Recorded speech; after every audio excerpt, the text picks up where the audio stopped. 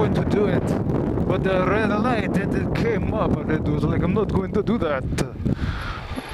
It's gonna be scary. What the fuck? Holy shit, what the hell?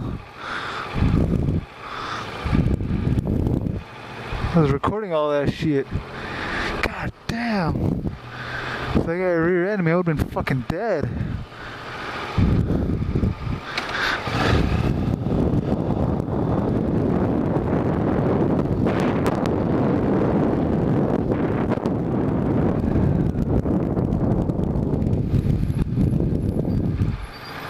What the hell is that guy on, man?